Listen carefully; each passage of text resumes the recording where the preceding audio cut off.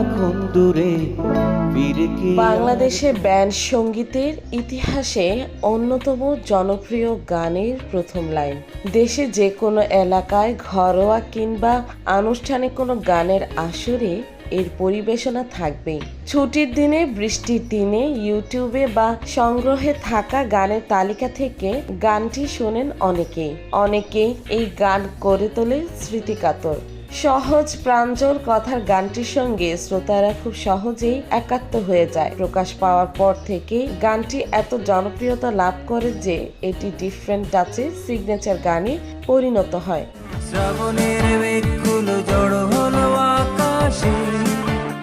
উঠতি ব্যান্ড যারা অন্য ব্যান্ডের গান কভার করে থাকে, তাদের পছন্দের শীর্ষে এখনো রয়েছে গানটি। তার জন্য অবশ্য শ্রোতাদের গ্রহণযোগ্যতাই মূল কারণ।